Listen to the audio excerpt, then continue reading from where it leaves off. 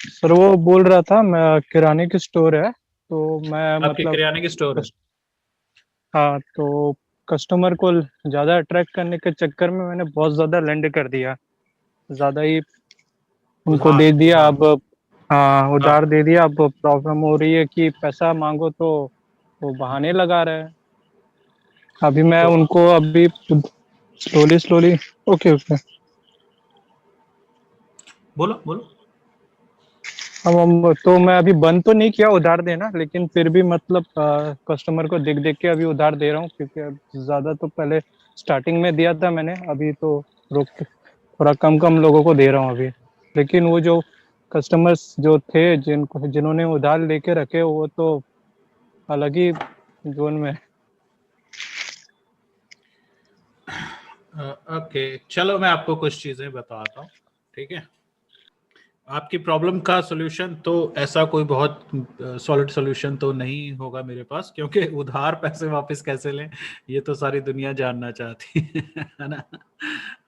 खैर, पर मैं इसको थोड़ा आपको तरीका कुछ चीजें बताता हूँ एक क्लास के तौर पर। फर्स्ट ऑफ ऑल, उधार देना है, ठीक है, या फिर फ्री, या फिर जिसको हम कहते हैं टेस्ट ड्राइव देना, है ना। अब ये क्या है, इसमें कुछ चीजें कॉमन है। इसमें कुछ चीजें कॉमन जो हैं वो है खास किस्म के कस्टमर। जैसे अभी हिमांशु की एक ऐप आई है, हिमांशु जी की ऐप आई है। हाँ, फिजिक्स के टीचर हैं, बहुत अच्छे टीचर हैं, इन्होंने अपनी ऐप बनाई है।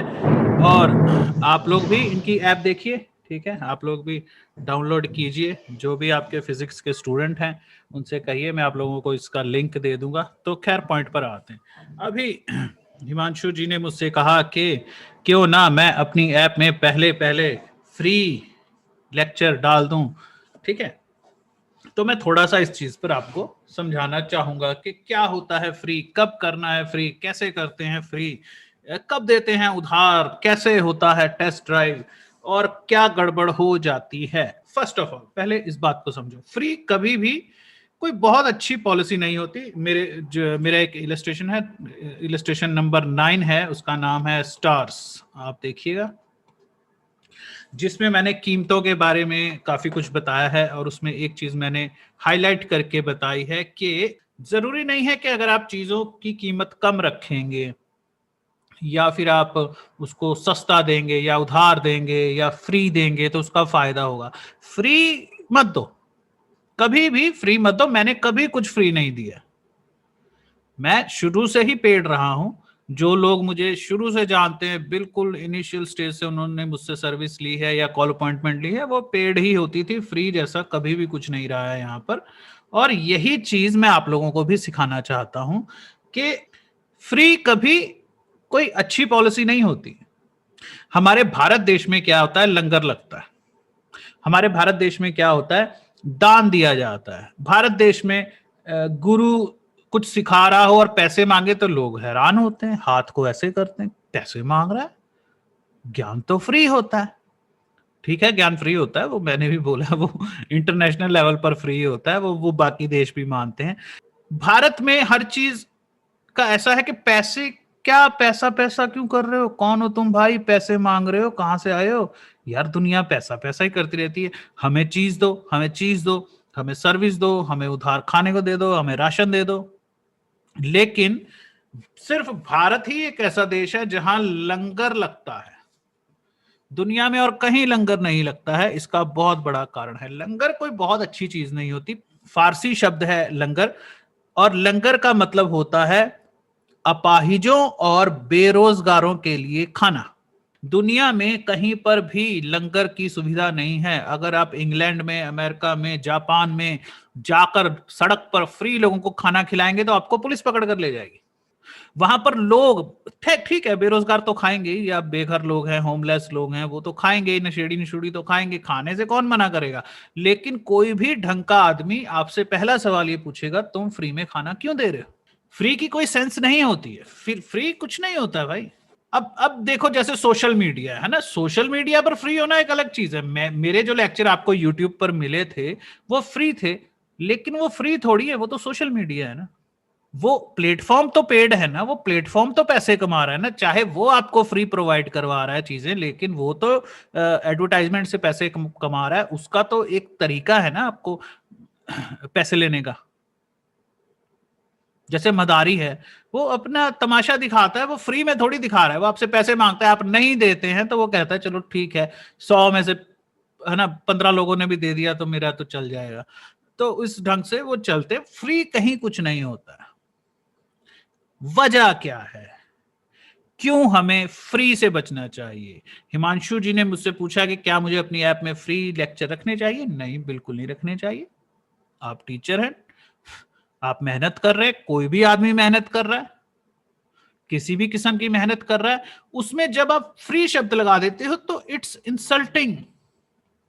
और इंसल्टिंग होने के साथ साथ ऐसा लगता है कि आप, एक सवाल मन में उठता है, फ्री क्यों? हालांकि लोग फ्री की तरफ आकर्षित जरूर होते हैं, लेकिन वो एक सवाल पूछते हैं, फ्री क्यों? इंडिया में नहीं पूछते हैं ना आदत पड़ी हुई है। तो लेकिन दुनिया भर में एक सवाल, इंसान के अंदर एक सवाल उठता है, क्यों? ये आदमी फ्री क्यों दे रहा है? आप मेहनत कर रहे हैं, आप एक ज्ञान दे रहे हैं, आप शिक्षा दे रहे हैं, वो आपका काम है। सामने वाला सीखना चाहता है, उसे जरूरत है, ना सीखे। कोई पकड़ पकड़ के थोड़ी कह रहे हैं कि बेटा यहां बैठ, सीख और पैसे भी दे चल, ऐसे थोड़ी है।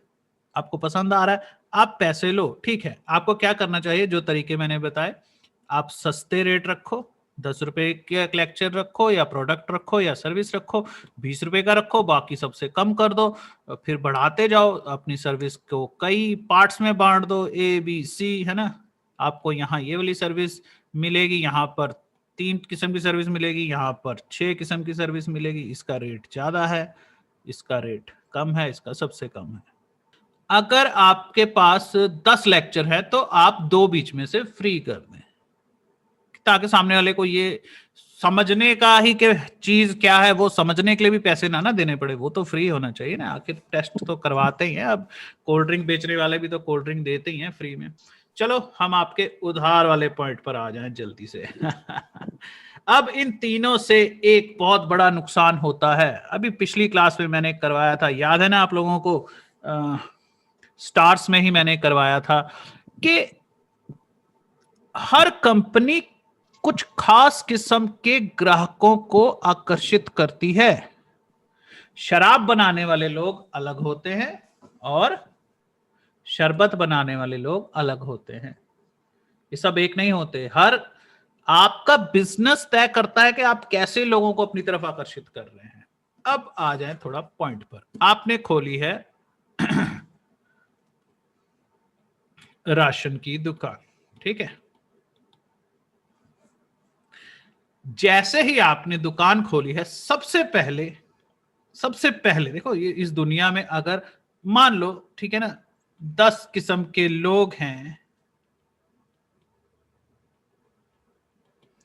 तो उनमें जो सबसे घटिया दर्जे के चोर उचक्के मुफ्तखोर हैं, चूहे किस्म के लोग जो सोचते हैं कि भाई मतलब चोरी ही करेंगे, वो सबसे पहले उठते हैं। अगर आप उधार, देखो दुकान शुरू करते ही आप उधार दे रहे हैं तो पहले तो आपको चोर भाग कर आएंगे। धोती पहनना भी जरूरी नहीं समझेंगे, चप्पलों के बिना एक कच्चे में ही आ जाएंगे, बनियान कच्चे में आ जाएंगे, बोलेंगे हाँ हाँ अच्छा अच्छा वाह वाह, अरे बहुत अच्छी दुकान है, ऐसा करो 2 किलो ये कर दो, 4 किलो वो कर दो, हाँ हाँ पैसे दे देंगे। उनको पता है कि शुरू शुरू में दुकानदार आता है, वो चोर होते हैं। आपको पहला पॉइंट मेरा समझ में आ रहा है? यस यस यस मैम, हाँ मैम। मैं आपके इलाज पर अभी उधार वापस कैसे लें उस पर आऊंगा। पहले आप ये समझ ले कि उधार नहीं देना है, फ्री नहीं देना है।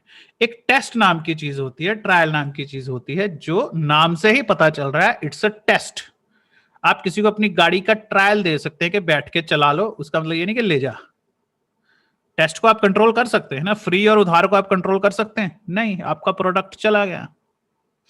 और होगा क्या, मेरी इस पॉइंट को बड़े ध्यान से सुनो और इसको हमेशा ध्यान में रखना। पहले चोर आते हैं, एक कहावत है ना कि गांव बसानी और चोर पहले आ गए, है ना कहावत के, चोर तो भाई गांव बसने से भी पहले आ जाते हैं। अभी तुम नक्शा खींच रहे हो तो चोर पहाड़ पे खड़े होकर देख रहे थे, अरे शहर बन रहा है, कुछ घर बन रहा है, पहले तो वो ईंटें ही चोरी करते हैं कि बनने से पहले ही, वो इतना भी सब्र नहीं करते कि भाई घर वर बन जाए, कोई आके रहे, वो कुछ काम धंधा करे, सोना वोना इकट्ठा करे, चोरी करेंगे, किसके पास टाइम होता है। उधार देना कोई बिल्कुल गलत बात नहीं होती है। उधार देना कोई, देखो उधार तो ठीक है, उधार तो एक इंसानियत पर जब बात आ जाती है तो उधार भी चलता है, लेकिन शुरुआत में नहीं। और उधार किसको देना है? जो आपका कस्टमर बन चुका है, जो आपके टेस्ट में पास हो चुका है, यानी वो आपसे एक बार नहीं, दो बार नहीं, कम से कम 50-60 बार चीज लेकर जा चुका है। हम कम कर दें तो भाई तुम ऐसा कर लो 30-40 बार कर लो, बस 30 बार तक तो मानो ही मत उधार तक, ताकि उसको लगे कि ये उधार देता ही नहीं है। और वो आपके पास वही चुने गिने चुने लोग आएंगे। अब क्या होगा, आपको इन दो को तो पहले इग्नोर ही करना है। ये ना आपसे आज पैसे, ना आज आपसे आज कैश खरीद रहे हैं, ना कल कैश खरीदेंगे, ये कभी भी कैश नहीं खरीदेंगे।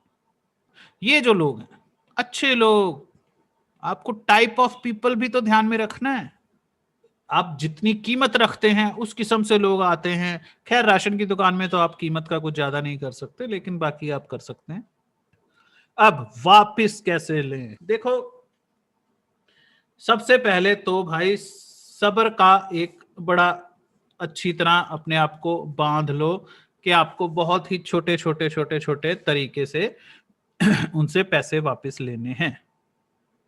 ठीक है, अगर तो आप उनको अभी भी दे रहे हैं तो अब उधार बंद कर दो, लेकिन बातचीत और ऐसा बनाकर रखो खूब प्यार से कि वो आपकी दुकान से दूसरी दुकान पे जाए तो उसके पीछे पीछे चले जाओ, और उसकी दूसरी दुकान पे अगर खड़ा हुआ तो काउंटर पर जाकर कहो, अरे भाई साहब क्या हाल है। पीछा नहीं छोड़ना। आप समझ रहे हो, आपने अगर उधार दिया है तो आपने उसको खरीद भी लिया है। आप उसका जीना हराम कर सकते हैं मगर प्यार से, क्योंकि आप दुकानदार हैं। जितनी बार वो आपकी दुकान के आगे से निकले, अपनी सीट से उठो, बाहर जाओ और बोलो, और दीनानाथ जी कैसे हैं? आज धूप बहुत तेज है, ये बहुत तेज है, वो ऐसा है वैसा है। ठीक है, हर बार पैसों के बारे में मत पूछो, लेकिन उस सड़क से उसको सूखा मत निकलने दो। ऐसा ना हो वो आपको छोड़कर किसी दूसरी दुकान पर जा रहा है, मान लो 1 महीना वो आपसे राशन लेना नहीं आया, तो आप अपनी दुकान से उठो और उसको रास्ते में पकड़ लो, उसको बोलो, हाँ जी भाई साहब इस महीने आप राशन नहीं लेने आए, तो कहां से घर चल रहा है आपका? आप कहीं और से राशन ले रहे हैं? हम मुझसे लीजिए, मैंने आपको क्या कहा है? वो कहेगा, हाँ जी जी पैसे नहीं है उधार। उसको बोलो ठीक है, अब तो दो, इतने महीने मैंने आपको उधार दिया। आप सड़क पे खड़े होकर बातें बोलोगे, उसको 4 बातें सुनाओगे, उससे बातचीत करोगे कि भाई जिस किसी और से सामान खरीद रहे हो उसको कैश दे रहे हो या उधार ले रहे हो? वो कहेगा कैश दे रहा हूं, तो बोलो वही कैश मुझे दो, क्योंकि आपने किसी इंसान पर इतने पैसे खर्च किए, उधार दिए हैं। आप मेरा यकीन कीजिए, आपने उसे खरीद लिया है, आपको बोलने का हक है सड़क पर उसका हाथ पकड़कर, मगर क्योंकि आप दुकानदार हैं इसलिए आप गुंडागर्दी नहीं करेंगे, प्यार से बोलेंगे। ओम प्रकाश, समझ में आ रही है मेरी बात? हाँ जी मॉम, समझ रहा हूँ। पीछे पीछे पड़ना समझते हो ना, हंस हंस के, दलाल जैसे जैसे दलाल पीछे यस पड़ मैम, जाते यस हैं ना। मैम, प्यार से पीछे हाँ, पड़े रहो। प्यार से पीछे, और पूछना कहां से रोटी खा रहे हो? मेरे से नहीं खा रहे तो किसी और दुकान से ले रहे हो? वो कुछ तो बोलेगा ना कि वहां से उधार ले रहा हूं आजकल, उसका भी नहीं दूंगा, ऐसा बोलेगा क्या? अगर वहां कैश दे रहा है तो मुझको कैश दे। आप क्या सवाल उठाने में भी घबरा रहे हो? पैसे नहीं, उधार जो राशन दिया है वो पैसों का आता है, एक किस्म से आपने उसको पैसे ही दिए। अब या तो वो आपसे जान छुड़ाएगा हमेशा के लिए पैसे देकर, या फिर कम से कम कैश तो लेना शुरू करेगा। उसमें से जैसे उसका 1680 रुपए बिल बना है इस बार, तो उसके 1900 रुपए बोल दो, दे दो भाई साहब। वो तो आप बना ही लोगे ना, इतने शाणे दुकानदार तो आप हो ही, सभी होते हैं। ठीक है, हाँ इसके जी मॉम, अलावा हाँ जी। और कोई तरीका नहीं होता उधार निकालने का। सबसे बेस्ट तरीका मैंने आपको बता दिया, पीछे पड़ना, जोर जोर से बातें करना, रास्ते में रोक लेना, बच्चों बीवियों के साथ जा रहा है नमस्ते नमस्ते बोलो, है ना, बच्चा के भी गाल खींचो और जोर जोर से पूछो, ताकि बच्चे भी घर जाके बोलेंगे, पापा वो क्या रास्ते में रोक रोक के पूछता रहता है, कौन है वो, पैसे दो उसके। बच्चों में ज्यादा वो शर्म होती है, बीवियों में शर्म होती है। आप समझ रहे हैं, आदमी लगभग सभी बेशर्म होते हैं, वो सोचते हैं साला अपन घर चलाएं, लेकिन आपको बच्चों को जलील करना है, आपको बच्चों को शर्मिंदा करना है जाकर, जैसे टीचर करते हैं ना स्कूल के, तो बच्चों को शर्मिंदा करते हैं, बच्चे घर जाके चिल्लाते हैं कि साला पैसे दो, बेइज्जती होती है मेरी वहां रोज। और कोई मेरा शेर, तो नशे के बारे में मैं आपको कुछ चीजें बता देता हूं। ओके, हाँ जी, बेशक नशे से काम प्रभावित होता है, मैं कुछ चीजें बताता हूं, उसको बड़े गौर से सुनना। फिर कुछ मतलब बहुत लोग ज्यादा कहते, सुनो, कुछ लोगों को लगता है कि नशा जैसे शराब हो गई, सिगरेट हो गई, चरस हो गई, गांजा हो गया है, उन्हें लगता है कि ये चीजें उनको उनकी क्रिएटिविटी को बढ़ा रही हैं या उनके काम करने की क्षमता को बढ़ा रही हैं। हाँ जी, ऐसा हाँ जी, नहीं है, ऐसा सिर्फ फील होता है, ऐसा सिर्फ फील होता है। जैसे कोई राइटर है ना, मेरे को बहुत राइटर मिलते हैं, बहुत सारे राइटर मेरे कांटेक्ट में हैं जो मुझसे सर्विस लेते हैं, ऑफ कोर्स मेरे पास आर्टिस्ट तो आएंगे ही। तो वो कहते हैं जब हम है ना चरस पी के गाना लिखते हैं तो ज्यादा अच्छा लिखते हैं। अरे तुम बिना चरस के भी अच्छा लिखते हो, तुम आर्टिस्ट हो।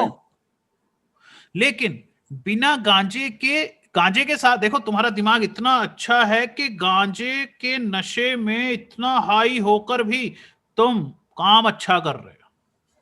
हाँ जी, हाँ जी, ये तुम्हारी क्वालिटी, ये मस्ती है, हाँ जी, ये मस्ती है। लेकिन तुम इतने स्ट्रांग हो कि कुछ लोग बोलते हैं ना, कुछ राइटर होते हैं वो शराब पी के लिखते हैं और उन्हें लगता है शराब पीने से मेरे इमोशंस ज्यादा बाहर आ रहे हैं, शराब पीने से या गांजा पीने से मुझे ज्यादा दिमाग गहराई में उतर रहा है, फोकस बढ़ रहा है ना। बहुत सारे लोग कहते हैं यार मुझे लगता है मेरा ना चरस पी के फोकस बढ़ जाता है। नहीं बढ़ता, वो तुम्हारी गलतफहमी है। हाँ जी, लेकिन कभी खुद को टाइम ही नहीं दिया, कभी खुद को मौका ही नहीं दिया बिना नशे के लिखने का। लिखने भी बैठते हो तो वैसा मूड क्यों बनेगा जैसा, अब ये पूरा पैकेज हाँ जी, खाली थोड़ी मिलेगा थोड़ी आदत डालनी पड़ेगी ना। लेकिन मैं तुम लोगों से एक बात कहता हूं, जब तुम शराब नहीं पीते थे, जब तुम गांजा नहीं पीते थे, तब भी तो तुम काम करते थे और तब भी तो तुमने बहुत अच्छा काम किया था।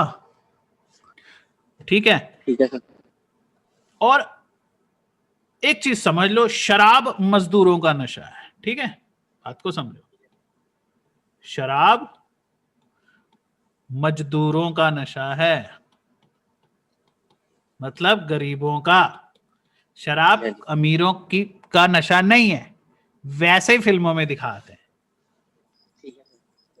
ऐਵੇਂ दिखाते हैं। वो शराब बेचने वाले करते हैं, गरीब भिखमंगे मजदूर लोग शराब पीते हैं, तुम लोग क्यों पीते हो? जबकि देखो पंजाब में देखो नॉर्मली यार सारे शेर बन के घूम रहे हैं, हम शराब पीते, महंगी पीते, महंगी पियो सस्ती पियो। शराब द वर्ड इज मजदूर, जिन्होंने सारा दिन हड्डियां तोड़नी है, वो रात को शराब पी के सो जाते हैं, फिर सुबह उठ के फिर मजदूरी करते हैं और वो उनकी उनकी जिंदगी का ग्राफ गिरता जाता है, गिरता जाता है। अब आप लोग बोलोगे अरे हमारे वहां एक बहुत अमीर आदमी है, एक डॉक्टर है, एक ना बहुत बड़ा बिजनेसमैन है, वो बहुत शराब पीता है। वो पागल लोग हैं, वो बीमार लोग हैं, वो उस धोखे का शिकार है जिस धोखे का शिकार शराब बनाने वाली कंपनियों ने सबको कर रखा है। मेरी एक बात को समझ लो, शराब गरीबों का नशा, अमीरों का नशा नहीं है। अमीर लोग नशा नहीं करते, अमीर लोग शराब नहीं पीते। तुम्हें कैसे पता चलेगा? तुम तो अमीर हो नहीं हो। और जिन अमीरों के साथ तुम कभी बैठे भी हो वो पीते भी हैं, तो थोड़ा सा मैं उस पर भी आ जाता हूं। अच्छा, फिल्मों में दिखाते हैं या कहीं दिखाते हैं, एक लड़की नाच रही होती है ना, मुजरा हो रहा है, ढिन चुन चुन ढिन ढिन ढिन, आदमी शराब पकड़ के पी रहा है। मैं समझ गया, पी लो। अगर तुम्हारे सामने एक लड़की नाच रही है, मुजरा हो रहा है, तो पी लो। मगर भिखमंगो तुम क्या करते हो? कोई लड़की होती है तुम्हारे पास नाचने वाली? नहीं ना। अगर हम उसको पॉइंट को मान भी लें वैसे, है ना, उस पॉइंट में ठीक है, अगर कोई स्ट्रिप्टीज हो रहा है, कोई डांस है हो रहा है, कोई लड़की सामने खंबे के साथ लिपट लिपट के अपने कपड़े उतार रही है, तो भाई पी लो। वहां पर तो एक मौका हो गया ना। फिर आप किसी लड़की के साथ रूम में गए हैं और अपने सेक्सुअल एक्सपीरियंस को ज्यादा अच्छा करना चाहते हैं, तो एक दो पैग पी लो। आने वाली जो इलस्ट्रेशन है उसमें भी कुछ मैं इस बारे में बताऊंगा, जो नेक्स्ट इलस्ट्रेशन है प्लेबॉय की, हम शायद नेक्स्ट वीक करेंगे। उसमें मैं थोड़ा सा उसमें ज्यादा बताऊंगा, अभी थोड़ा सा सुन लो। उस आपको शराब नहीं पीनी चाहिए, लेकिन वो चीज ना थोड़ा सा दिमाग को ओपन कर देती है, थकावट और शरीर को एक एनर्जी दे देती है ना। लेकिन तुम कहाँ पी रहे हो? अब मेरी एक अभी जो मैंने एग्जांपल दी है उससे जरा अपनी बात को तो मिलाओ। तुम लोग कहाँ पी रहे हो भाई? नालायक बंदरों, ढाबे पर बैठ के, सड़क है ना, सड़क के किनारे, दोस्तों के रूम में, फ्लैट पे, रोज रात को छत पे, घर में। मतलब क्या है जिंदगी तुम्हारी? टीवी देखते देखते फिर पी के बकवास करते हो, तुम्हारा दिमाग घिसता है। शराब बेकार चीज है, इट्स अ शिट। हर किस्म का नशा बेकार है। और अगर तुम्हें यह लगता है कि शराब या कोई भी नशा तुम्हारी क्रिएटिविटी को बढ़ाता है, तो वो नहीं बढ़ाता है। आराम से उस चीज को हटा दो, फोकस करो बिना किसी नशे के। गाना लिख कर देखो, बहुत अच्छा लिखोगे। टाइम लगेगा थोड़ा सा, क्योंकि अगर आदत पड़ी हुई है तो। अगर तुम्हें लगता है फोकस बढ़ता है, अरे तुम अगर नशों से फोकस बढ़ता तो फिर नशा तो कंपलसरी होना था ना स्कूलों में। कोई फोकस नहीं बढ़ता है। तुम्हें तो उल्टा ये समझना चाहिए कि भाई नशा ये जो तुम्हारा दिमाग है, ये इतनी शानदार चीज है कि महा नशे में भी, इस पूरे नशे में भी ये सीधी लकीर चल रही है। यानी कि तुम ऐसे करके, हाँ मेरा बुरा हाल है, एक और पैक बना, इस हालत में भी तुम अच्छी कहानी लिख लेते हो। मतलब सोचो तुम्हारा दिमाग कितना मजबूत है। लेकिन ये हमेशा मजबूत तो रहने नहीं वाला, क्योंकि तुम शराबें पी रहे हो। फौजी शराब पीते हैं, समझ में आता है भाई, 0 डिग्री पे ड्यूटी दे रहे होते हैं। कंटिन्यू फैमिली से अलग रहना, कंटिन्यू सेक्स से दूर रहना, बच्चों से दूर रहना, तो थोड़ा उनको 2 पैक मिलते हैं, उनको भी गिन के थोड़ी सी मिलती है। उनको भी सुबह काम करना। कुछ बात समझ में आती है कहीं पर? मजदूर शराब पी रहा है, बात समझ में आती है। वो ईंटें उठाता है सुबह से शाम तक, बेचारा खड्डे खोदता है, 15 लोगों का काम अकेला अकेले करता है। वो उसके शरीर को क्या बोलती है शराब?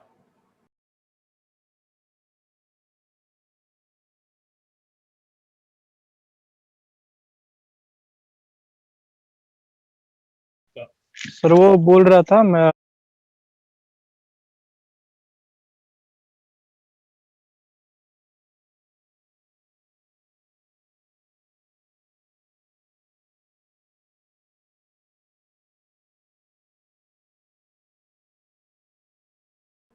लास्ट के जो क्या 7 से 10 दिन में। वर्कआउट क्या छोड़ दिया? अब नहीं कर रहे आप? हाँ मतलब अभी थोड़ा प्रॉब्लम हो रही थी बॉडी के अंदर, तो फिर क्या छूट गया सर। तो छूटा, वो जैसे ही छूटा ना, इधर से मेरा ये जॉइंट वगैरह स्टार्ट हो गए, दारू वारू। तो सर फ्रस्ट्रेशन भी बहुत हो जाता है और फोकस भी वही नहीं तो आता खुद, है। हाँ मैं बता रहा हूँ, सुनो। वही तो डेवलपमेंट का तरीका होता है। अगर आपकी बॉडी, आप एक्सरसाइज करते हो तो बॉडी के मसल्स टूटते हैं तो दर्द होती है, दर्द होती है तो वो वापस रिबाउंड होते हैं तो पावरफुल बनते हैं ना। वैसे ही स्ट्रेस होता है। अगर आप पर स्ट्रेस आता है तो उस स्ट्रेस को झेलो, मतलब उसको चुपचाप बर्दाश्त करो, अपना सिर पकड़ के। रोना इज बेटर। रो लेना, चीख चिल्ला लेना अकेले में या परेशान रहना बेटर है नशा करने से।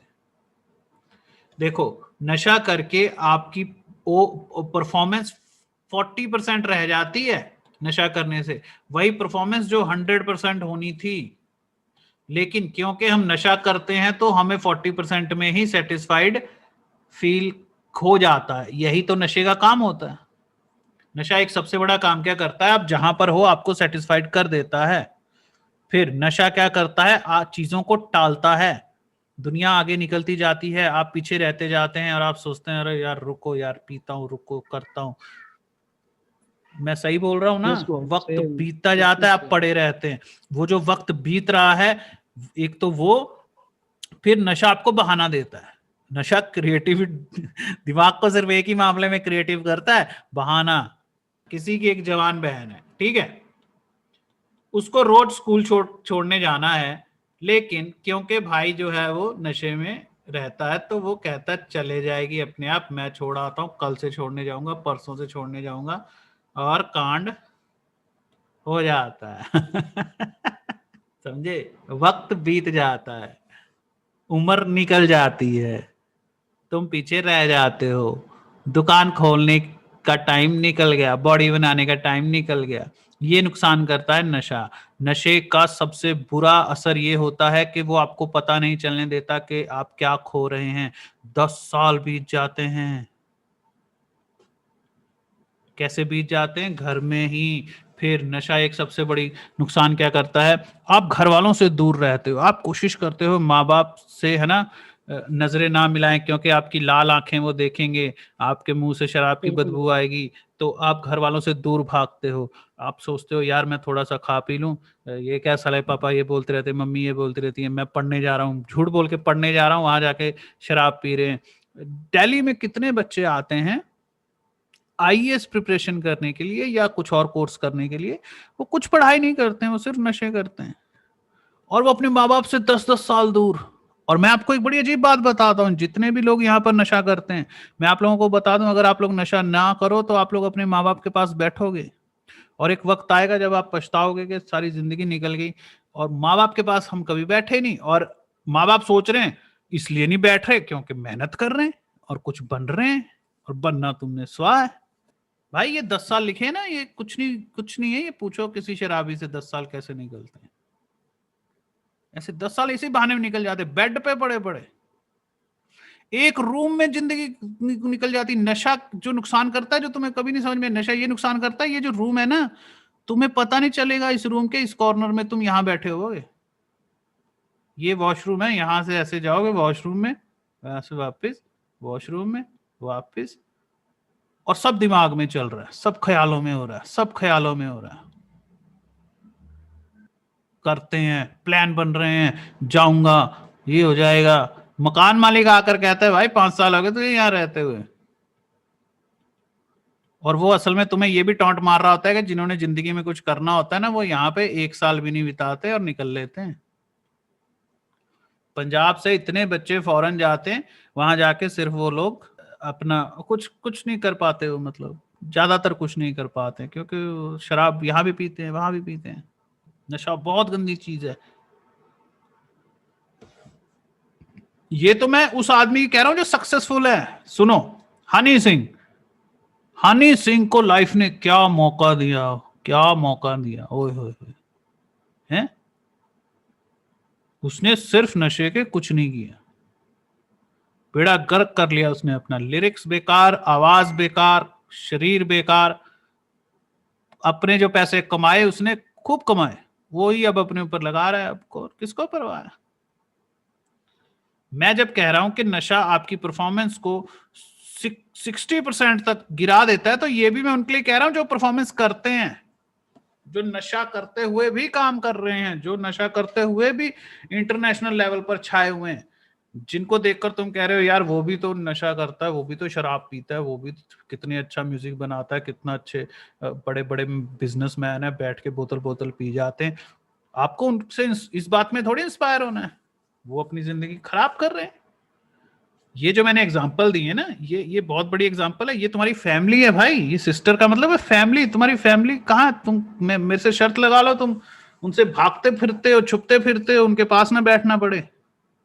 दिमाग में दारू की याद आती है, डैड बोलेंगे दुकान पे बैठ जाओ 6 बजे, अरे 6 तो मैं बहुत बोल रहा हूँ, 4 बजे कीड़ा है ना, कि यार अभी 4 बज गए हैं, कभी 8 बजे दारू पीनी है 4 और 8 में कितना फर्क होता है। बंदा फिर 6 बजते बंदा कहता है फोन घुमा लूं, फिर पापा को, पापा मैं जा रहा हूँ, मेरे दोस्त आ रहा है, मुझे बुक लेने जाना है। आप कहाँ पर हो, आप दुकान पे बैठो। जब तुम दुकान पे बैठोगे ही नहीं तो कब शुरू करोगे, कब आगे आओगे। चलो मैं थोड़ा बिजनेस पर बोल दूं, जिसके लिए हमारी क्लास है, ठीक है, इनफ है, ये इनफ है। जिसको अक्ल है उसके लिए यही इनफ है, नहीं तो भैया यहाँ मोटिवेशनल स्पीकिंग सुन लो 6-6 घंटे की, नशा छोड़ने पर लोग नहीं छोड़ते, ठीक है। मैंने सर आपके एक लेक्चर में सुना था, हम उसी को एज ए पॉइंट लेके चलते हैं कि आपने एक बार बोला था कि जल प्रकृति जो होती है एक टाइम पे बहुत बुरी हो जाती है, हम उसको एज इट इज लेके चलते हैं। वो उसका रीजन पूछ सकता हूँ, मतलब उसका कारण क्या है? किस चीज का कारण? ये जो कि आपने जल एक बार बोला प्रकृति था बुरी मटका क्यों हो गंगा जाती है? में, हाँ जब बुरी होती है तो बहुत बुरी हो जाती है। बुरी बुरी मतलब बैड, हाँ बुरी होती है तो बहुत बुरी हो जाती है। हाँ हाँ हाँ। हाँ हाँ, मैंने कहा था। और होता है ऐसा क्योंकि जल प्रकृति के लोग इतने सुस्त होते हैं कि अगर वो किसी तरफ गिर रहे हैं तो वो मान लो ये इमोशनल पहाड़ी है उनकी, और अगर वो इस तरफ लुढ़क गए तो वो इतने सॉलिड नहीं रहते हैं। जबकि हम लोग ऐसे रहते हैं कि मान लो बीवी से झगड़ा हो गया, 2 थप्पड़ भी मार लिए, बीवी ने भी गाली दे ली, फिर भी लोग 2 दिन में है ना दोस्तों दोस्तों से बैठ के ठीक हो जाते हैं, बीवी से फिर से प्यार करने लगते हैं। लेकिन जल प्रकृति के लोग ऐसा लुढ़क जाते हैं कि भाई उनसे रुकता ही नहीं है, वो जहां वो फिर जल है ना, फिर वो बहते ही जाते हैं। वो अपने माइंड, वो इतने सुस्त होते हैं कि अपने माइंड को एकदम से टर्न नहीं करते, एकदम से चेंज नहीं करते हैं। हम जैसे लोग अच्छे होते हैं, वायु के लोग भी अच्छे होते हैं, अग्नि के भी, पृथ्वी के भी लोग अच्छे होते हैं, क्योंकि वो माफ कर देते हैं, वो वापस लौट आते हैं और अपने इमोशंस को कंट्रोल करते हैं, इमोशंस को चेंज करते हैं। जल कई बार तो जल जिस इमोशन में पैदा हुआ है उसी इमोशन में मरता है भाई, 100 साल एक ही इमोशन में रहता है वो। इमोशन चलो चेंजिंग उसमें इसके बहुत बाद कम में होती है। जल प्रकृति के लोग अगर साधु बनते हैं तो पूरे जीवन के लिए साधु बनते हैं। मेरे अच्छा क्वेश्चन है सर, अच्छा, जैसे कस्टमर की स्क्रीनिंग कैसे करनी है एक तो, क्या कैसे और करनी? स्क्रीनिंग वो क्या होती है? मतलब जैसे अच्छे कस्टमर, बुरे कस्टमर, उनको कैसे छांटना है, मतलब टाइम पास करने वाले कस्टमर। आपके पास आते हैं टाइम पास करने वाले? हाँ सर, मिल जाते हैं। जैसे जैसे ट्रैक्टर सेल करने जाते हैं तो वो पीछे ही घुमाते रहते हैं कई बार। ठीक है, ठीक एक है चीज सर। होती है रिसर्च, है ना? ठीक है एक सर। चीज होती है रिसर्च। रिसर्च क्या करती है? देखो, आप ट्रैक्टर के बारे में जानते हैं, ठीक है सर। सामने वाला किसान है, ओके, सामने वाला ठीक है सर। किसान है, उसके पास एक खेत है जिसमें उसको अपना ट्रैक्टर चलाना है। ठीक है अब सर। आपको अपने इंफॉर्मेशन का दायरा बहुत बढ़ाना पड़ेगा, क्योंकि भाई कंपटीशन का जमाना है। अगर तुम सिर्फ ट्रैक्टर के बारे में जानते हो तो प्रॉब्लम है। आपको सॉइल के बारे में, मिट्टी के बारे में, भाई आपको खाद के बारे में, ठीक है, ठीक है। खाद के बारे में, आपको टाइप्स ऑफ सीड्स के बारे में पता होना चाहिए, किस मौसम में क्या उगाना है वो पता होना चाहिए। आप समझिए, जब लास्ट टाइम अगर आपको मेरा लेक्चर याद हो, पिछला ही हम बात कर रहे थे शायद, तो उसमें क्या था, आपको इतनी जानकारी देनी है, इतना बोलना है, यही क्लाइंट को अपने पास रोकने का और अपना प्रोडक्ट सेल करने का, अपनी सर्विस सेल करने का एक ही फॉर्मूला होता है कि उसको इतना कुछ बताओ कि उसको लगे कि ये बहुत कुछ जानता है। आपको ये ठीक तक है। कहना है कि जो हमारा ट्रैक्टर है, इसकी जो कील जाता है जमीन के अंदर, वो जाता है भाई साहब, ये कम से कम हमारा 1.5 फुट तक जाता है, जहां तक बीज को सही नमी मिलती है, सही वो फलाना मिलता है। कुछ भी झूठ बोल दो, समझ गए ना? तो आपकी जी इंफॉर्मेशन बहुत ज्यादा होनी चाहिए, आपकी रिसर्च, आपके कलेक्शन ऑफ वर्ड्स बहुत ज्यादा अच्छे होने चाहिए, जी। आपको बहुत बातें करनी पड़ेंगी।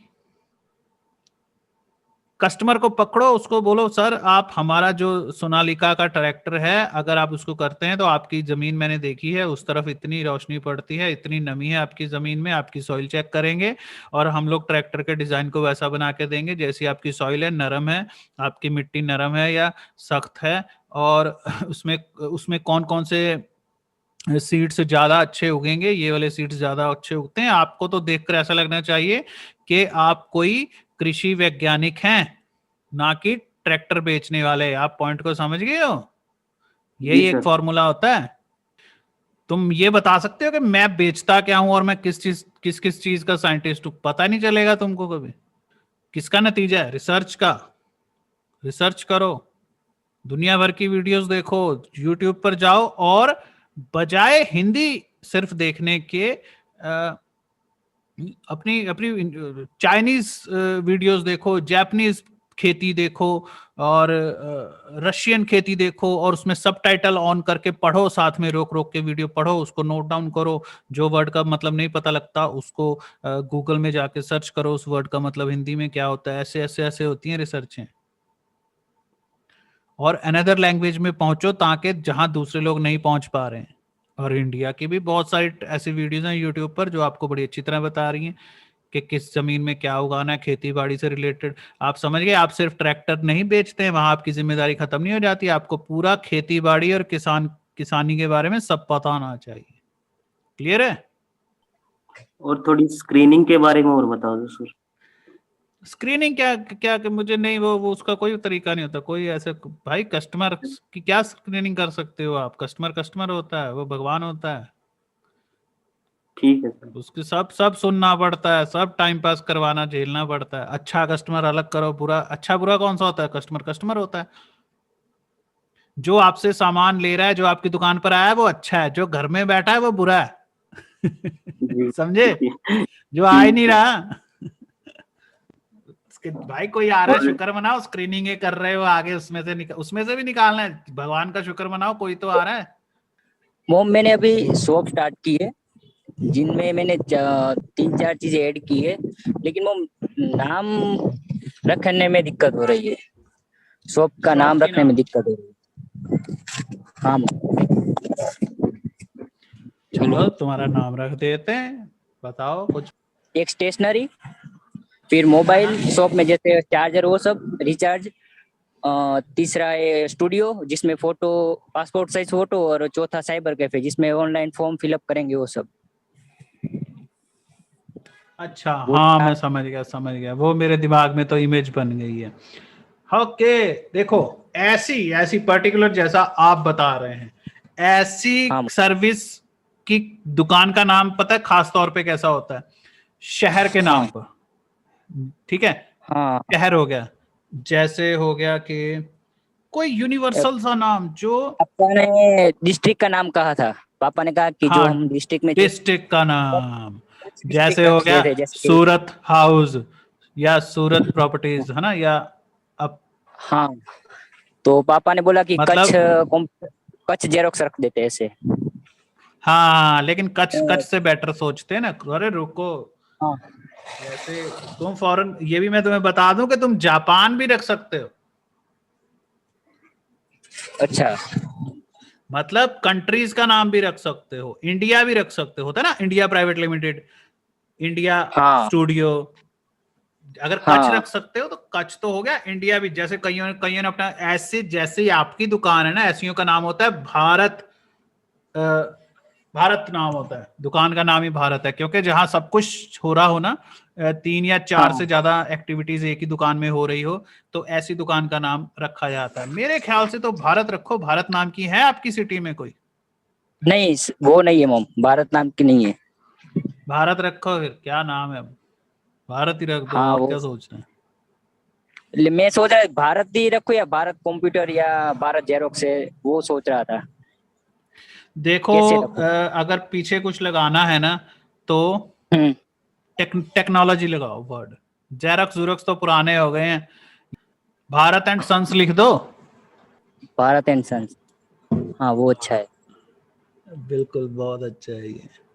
अगर आपकी सिटी में कोई और नहीं है भारत नाम से तो पहले पता कर लो ना। ओके, मुझे कुछ सवाल लेने दो भाई। विजय बोर्ड के का हम देखते हैं सवाल। कस्टमर बार बार हमारे पास आए, इसके लिए क्या करना चाहिए? देखो, रिपीट कस्टमर और रिटर्न कस्टमर, है ना, 2 तरह के कस्टमर होते हैं। एक को हम कहते हैं रिटर्न कस्टमर। नाम से पता है दोनों चीजें वैसे एक ही होती हैं, लेकिन थोड़ा सा फर्क होता है। एक होता है रिटर्न कस्टमर। रिटर्न कस्टमर का मतलब होता है जो एक बार आपका प्रोडक्ट लेकर गया है, एक बार उसने सर्विस ली है, वो दोबारा ले रहा है। रिपीट कस्टमर, ठीक है, रिपीट कस्टमर क्या होता है? वो कई सालों से दोबारा लेता जा रहा है आपकी सर्विस, वो बहुत सालों से लेता ही जा रहा है। तो ज्यादा बेटर वर्ड क्या है? Repeat customer. रिपीट कस्टमर को हम कैसे बढ़ा सकते हैं? क्या किया जाए रिपीट कस्टमर ज्यादा आए? क्या किया जाए रिपीट कस्टमर के साथ? देखते हैं। पहले कुछ सर्विसेज ऐसी शुरू करो जो उनको मेंबरशिप जैसी सहूलियत दे। गारमेंट वाले होते हैं या और सर्विस वाले होते हैं, इलेक्ट्रॉनिक्स वाले होते हैं, वो क्या करते हैं, आपका एक मेंबरशिप कार्ड बना देते हैं या पंचिंग कार्ड जिसे बोल देते हैं। जो कार्ड आप वो आपको कार्ड मिल जाता है, गोल्डन मेंबर कार्ड मिल जाता है। ऐसी सर्विस आपको शुरू करनी पड़ेगी। आप कस्टमर की डिटेल ले लो, एक कार्ड छपवाओ, उसके ऊपर कस्टमर का नाम लिखा होगा, कस्टमर की डिटेल लिखी होगी और जितनी बार वो आपसे कोई प्रोडक्ट लेकर गया है उसका रिकॉर्ड रहेगा। आजकल बहुत अच्छी चीज है कि आजकल क्या है, एप्स आ गई हैं। आप एक ऐप बनवा सकते हैं, ऐप की तरफ ही जाओ, बाकी सब पुराना हो रहा है भाई। आप चाहे जैसे ये भारत एंड सन्स वाले थे, ऐप बनवाओ। आप सोचोगे मेरे यहाँ ऐप का क्या काम है, नहीं नहीं, ऐप बनवाओ। ऐप इसलिए बनवाओ कि आपकी ऐप तो पड़ी रहेगी। ऐप का कौन सा किराया आता है हर महीने, समझे, कोई किराया नहीं आता। अब तो .com का भी किराया देना पड़ता था रिन्यू करवाने के लिए, ऐप का तो वो भी नहीं रिन्यू कराना पड़ता। एक ऐप बनवा लो, एक ही बार बनवा लो, वन टाइम पेमेंट होती है। उसमें आप क्या कर सकते हो, कस्टमर की डिटेल डाल सकते हो। कस्टमर जितनी बार आपके पास होके गए हैं उनको पॉइंट्स मिलेंगे, जितनी बार वो आपसे सामान खरीद रहे हैं। और हर बार सामान खरीदने पर उनको पॉइंट मिलते हैं जिस पर उनको डिस्काउंट मिलता है, कभी 20%, कभी 30% और कभी 50%। और फिर उनको SMS भेजते रहो, उनकी डिटेल ले लो। ठीक है, एक हमारे हैं भाई साहब, उन्होंने पूछा है, मैं उस क्वेश्चन को भी साथ में ले लेता हूं। पिज्जा है ना, कि इन्होंने पिज्जा का काम शुरू किया था और पिज्जा का काम शुरू किया और अब वो चाहते हैं कि उसके लिए क्या किया जाए। ठीक है, मैं पिज्जा पर भी बोलता हूँ, और पिज्जा और ये एक ही चीज हो गई है। होता क्या है, ऐप आप कस्टमर के बिल्कुल ही करीब पहुंच गए हैं। कोई आदमी ऐसा नहीं होता आजकल, कोई मोबाइल ऐसा नहीं है जो कह रहा है यार इसमें जगह नहीं है और एक ऐप डाउनलोड करने के लिए, और वो भी अपनी ही सड़क, अपने घर के बाहर अपनी गली में खुली पिज्जा की दुकान की ऐप। क्यों नहीं डाउनलोड करेगा? और क्यों नहीं वो रिपीट कस्टमर, ये जिस दुकान से वो अपने बाल कटवाता है उसकी ऐप क्यों नहीं डाउनलोड करेगा? अच्छा सा लोगो लगाओ, आप सीधा कस्टमर के भाई मोबाइल में पहुंच गए, आप कस्टमर के ऐप बनवाओ, वहां पर आपका लोगो ऐसे लगा, टिंग टिंग, यहाँ पर ऐसे ऐसे कुछ ना कुछ है ना, कुछ ना कुछ तो होगा यहाँ पे। उसको क्लिक करेगा, उसमें उसका नाम आएगा ऊपर, वो आपको अपनी ऐप दिखाएगा कि देखो सर आपसे पिछली बार लेके गए थे और आपको, हाँ जी ठीक है जी, अरे भाई जो बंदा आपके पास 5वीं बार आ रहा है उसको 5% डिस्काउंट देने में क्या जा रहा है आपका। फिर पिज्जा के बारे में जैसे मैं बता रहा था, पहली चीज अच्छी फोटो दुकान के बाहर लगाना, कलरफुल फोटो जिसमें पिज्जा बहुत डिलीशियस लग रहा हो। साइकोलॉजिकल ट्रिक्स इस्तेमाल करो, पिज्जा कुछ ऐसा परफ्यूम, कुछ ऐसी खुशबू होनी चाहिए जो क्या कहते हैं भूख बढ़ाए। और ऐप अगर आपके पास है, फटाफट ऐप बनवाओ, बंदा लेकर जाएगा, ऐप खोलेगा, उसमें पिज्जा नजर आ रहा है, उसमें वो रेट देखेगा, उसको फोन करके याद दिलवाओ कस्टमर को वो दिन। अब देखो आजकल क्या हो गया है, अब एक ऐसी दुनिया आ गई है जिसमें, जो आप मेरी बात को समझना बड़े गौर से, अब वो दुनिया आ गई है कि हर शॉप अपने अपने 50-100 कस्टमर को लेकर ही उस पर टिका हुआ है। आज से 5 साल पीछे चले जाओ तो बड़ी बड़ी कंपनियां थी, बड़ी बड़ी पिज्जा कंपनियां थी, वो कंपनियों का अब दिवाले निकल रहे हैं, क्योंकि अब छोटे छोटे लोग स्लाइसेस में पिज्जा दे रहे हैं। आप वैरायटीज दे सकते हैं, आप एक स्लाइस बेच सकते हैं। आप बड़ा पिज्जा क्यों बेच रहे हैं, आप एक स्लाइस बेच सकते हैं, और लोग बेच भी रहे हैं। आपको रिपीट कस्टमर चाहिए, उसको ऐप पर उलझाओ। दुनिया में सबसे मुश्किल काम है बिजनेस करना, और ये बात मैं बार बार नहीं कहता हूं क्योंकि इट्स ऑब्वियस। क्यों बार बार कहना मुश्किल है? बिजनेस, बेशक बिजनेस दुनिया का सबसे मुश्किल काम है। जानते हो क्या आसान होता है? जॉब करना। और जॉब आपको कौन दे रहा होता है? बिजनेसमैन। लोग मुझसे कहते हैं बिजनेस में अनसर्टेनिटी है, बंद हो जाए, लॉकडाउन जैसी चीजें हो गई, कोई सिक्योरिटी नहीं है। जॉब में सिक्योरिटी है? अरे जॉब में काहे की सिक्योरिटी है? जॉब की सिक्योरिटी किसके ऊपर टिकी हुई है? बिजनेसमैन के ऊपर। आप जिसके पास जॉब कर रहे हो वो तो बिजनेसमैन ही है ना। आप जॉब की सिक्योरिटी सोच रहे हो कि हाँ चलो तनख्वाह तो आ जाती है, कहाँ बिजनेस खोलने जाएंगे, नहीं चला तो।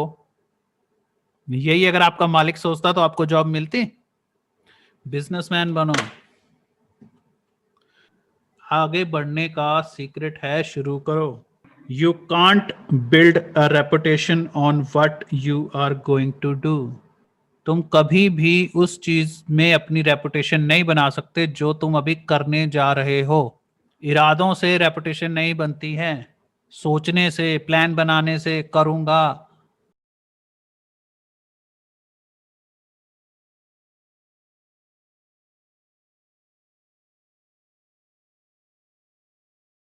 लास्ट के जो क्या 7 से 10 दिन में, वर्कआउट क्या छोड़ दिया, अब नहीं कर रहे आप? हाँ मतलब अभी थोड़ा प्रॉब्लम हो रही थी बॉडी के अंदर, तो फिर क्या छूट गया सर। तो छूटा, वो जैसे ही छूटा ना, इधर से मेरा ये जॉइंट वगैरह स्टार्ट हो गए, दारू वारू। तो सर फ्रस्ट्रेशन भी बहुत हो जाता है और फोकस भी वही नहीं तो पाता खुद, है। हाँ मैं बता रहा हूँ, सुनो। वही तो डेवलप